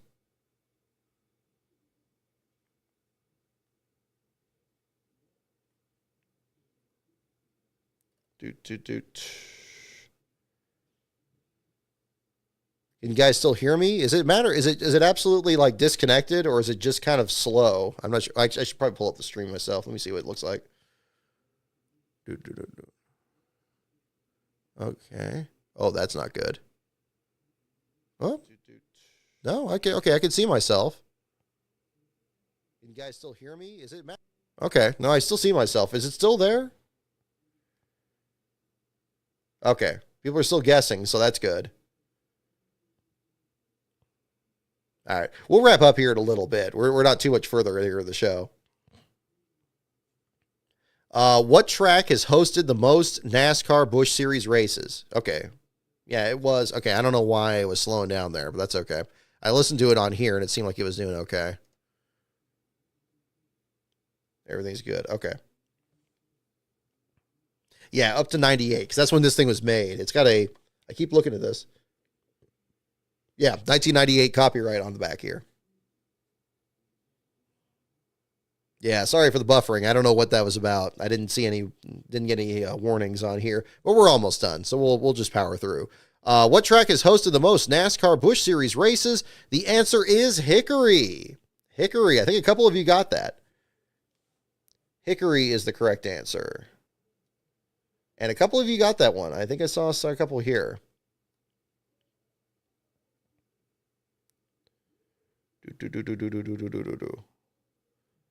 And where was that? Yeah, Ultimate 23 Dragon. Yeah, you said Hickory. It's a minute behind now. Okay, or a minute. Okay, that's fine. I'll wait till you catch up. We probably get some more guesses here in the meantime, if it's just still playing the guess.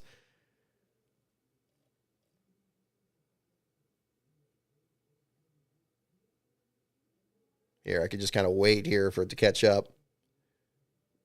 Today's win is the third of the weekend for Penske. Oh, there we go. That's a good way to put it. With the two at Iowa, yeah? For IndyCar. I think they raced Hickory 3 times a year in the early days of the series. That's a very good point. Okay, well, good guess. You got it. We'll do one more here because I don't want the stream to crash on us here. So we'll just do one more and we'll wrap it right up here. Alrighty. What Western track, here's the last question for the night here, folks. What Western track boasts a 10-mile long layout for off-road racing? What Western track boasts a 10-mile long layout for off-road racing? Yes, Jude. Yeah, that wreck that Stingray Rob had was absolutely frightening. So thank you for bringing that up there. Luckily, sounds like the reports were positive there. There was some good information on that end. So fingers crossed for that the results stay positive there for him, for sure. Yeah, I saw the replay of that. We tuned in. We were watching the pre-race there for the race and saw that. I thought that was the start of the race for IndyCar because I know they had to pile up in the first race last night. But yeah. What Western track boasts a 10-mile long layout for off-road racing is the next question. We got guesses for Riverside and Vegas, Willow Springs, Portland. We got several guesses. I'll go ahead and let a few more get in here, and then we'll have the answer in just a moment.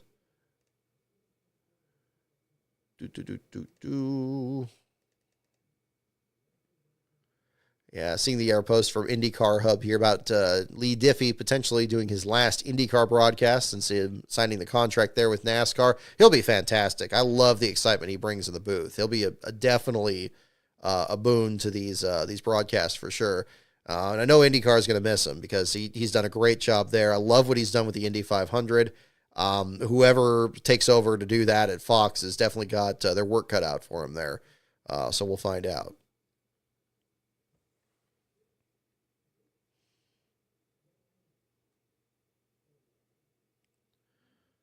Let's see here.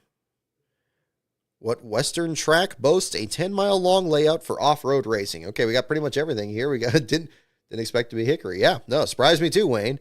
Yeah, there we go. So we had Phoenix, Baja California, Willow Springs, Portland. All right, let's find out. Here's the answer. The answer is Las Vegas. Vegas is the answer there. The Las Vegas tracks, Ultimate 23 Dragon, you got it. Yeah, Western track probably narrows it down a little bit, but yeah, still a challenging one there. I don't remember them having that. Of course, I haven't been there for an off-road event, so I guess I can't comment on that, but that'll be there too. Yeah, so Las Vegas is the correct answer. It'd be interesting if Sears Point had it. I don't recall them ever having one. You think it would probably work with the hills and so forth, but yeah, Las Vegas is the correct answer there. So that will do it for the show tonight. So congratulations to our winners this weekend with Corey Hyman Trucks, Cole Custer in the Xfinity Series, and Ryan Blaney now secured of his Cup Series win today at the Pocono Raceway. So that will do it for the show here this evening. I hope you guys have all enjoyed it here. I know I certainly have. We had a lot of action this weekend, and undoubtedly we're going to have more next week for the return of the Brickyard 400. In the meantime, my website is lastcar.info. My Patreon is patreon.com/lastcaronbrock. And, of course, the website is lastcar.info. Did I already say at lastcaronbrock for the Twitter? Okay, yeah. Okay. Running on empty here, but we'll get through it. So that will do here. Our next show is going to be next Sunday after the return of the Brickyard 400.